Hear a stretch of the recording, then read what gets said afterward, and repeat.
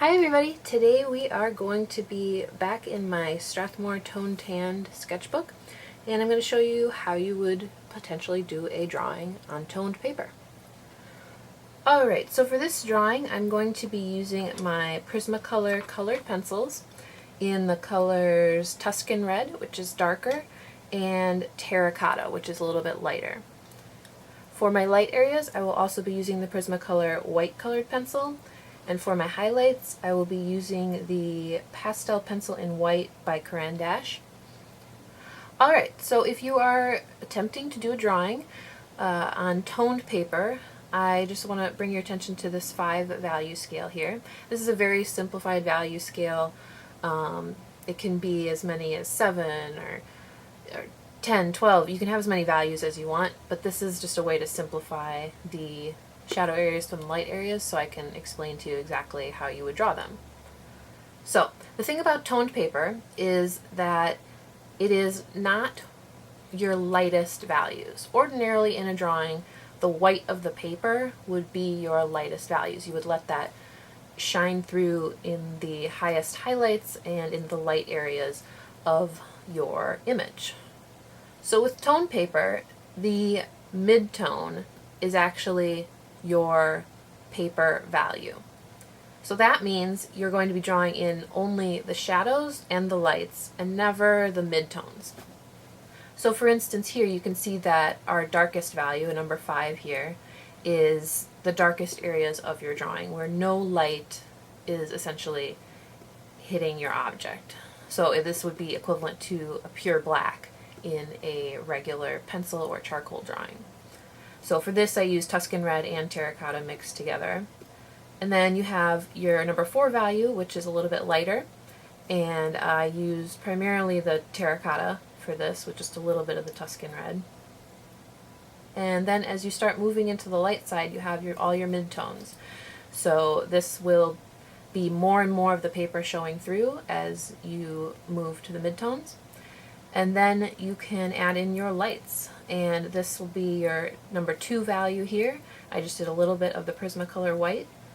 And then for your highest highlights, like very small areas on your drawing where there's either like a peak that's closest to the light, or the skin might be a little shiny and have a white highlight like that, I used the Prismacolor white and the pastel pencil.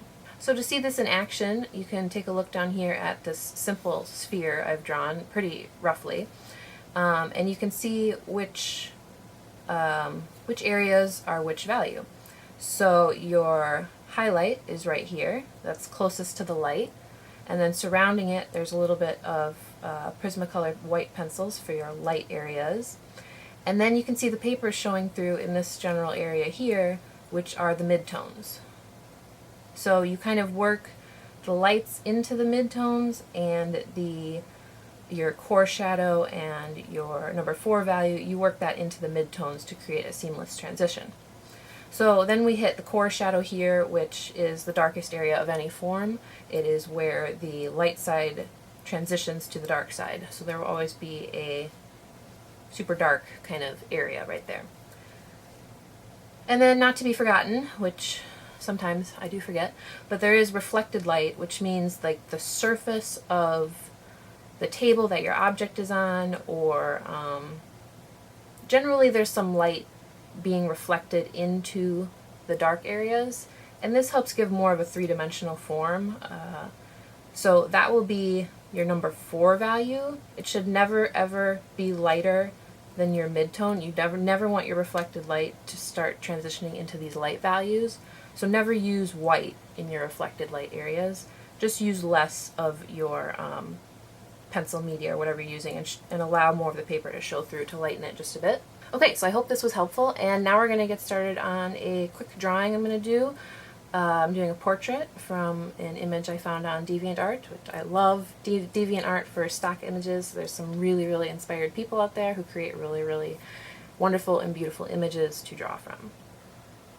Alright, so I've already sketched out my basic outlines of the figure that I'm going to be drawing, and I have my little reference image right here so you can know what I'm working from. I like to, in Photoshop, take an image I'm using and switch it into black and white mode for when I'm doing drawings in charcoal or colored pencils so that I can focus on the values. Just makes my life a little bit easier. I also have a larger version of this image on my computer out of the frame, so don't worry, I'm not just working from this kind of cruddy little photo. One of the ways I like to start adding in value is to separate the areas of shadow. So this is basically a rough guideline of where my core shadows will be, and then any of those other shadow values like reflected light and stuff like that. So I'm just going to kind of rough in the darkest areas of this image.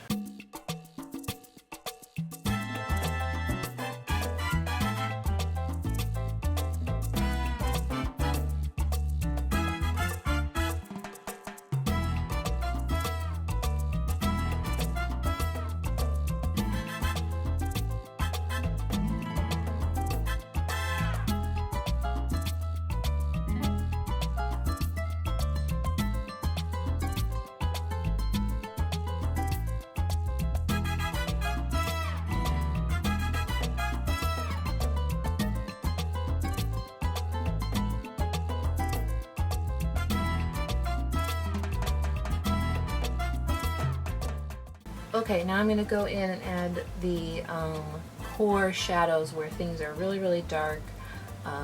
This would probably be my number 5 values.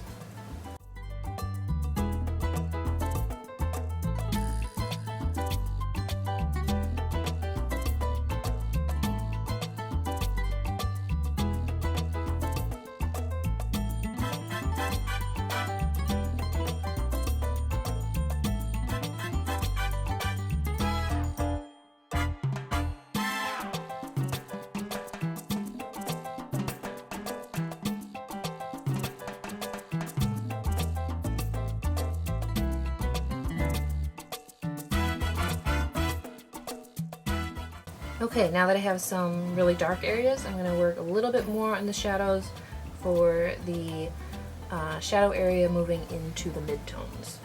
So I want more and more paper to show through as I draw. I'm just trying to create more seamless transitions.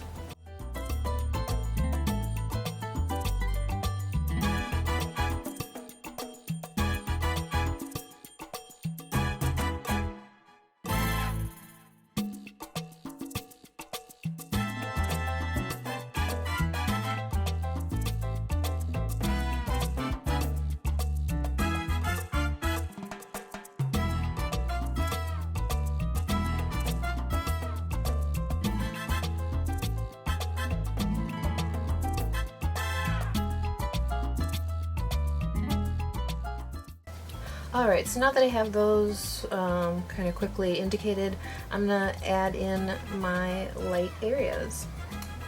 The thing you need to remember about your light areas and your shadow areas are that they should never ever touch, ever. They can get close, but there will always be this tone of the paper, the mid-tones, in between your white light colors and your shadow colors. So these should never touch on the page. So always leave a little space between your lights and your darks.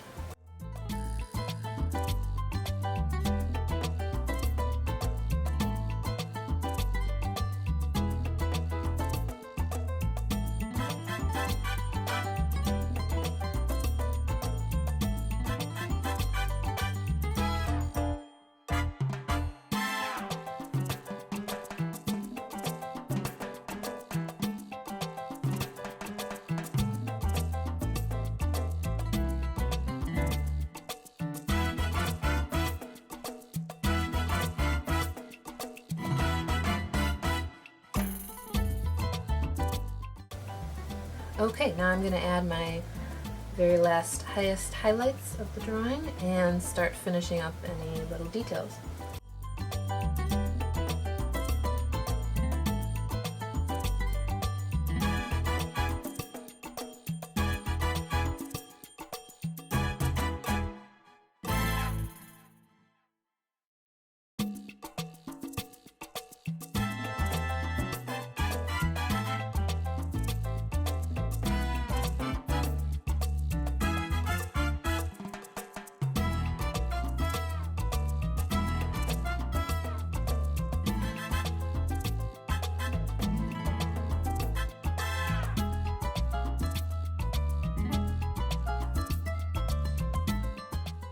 Alright, so there you have it. The finished piece is on toned paper and I think it looks really good. So go ahead and give it a try yourself if you want to experiment with some new mediums and some new papers and a whole different way of drawing. Take care everyone and stay passionate.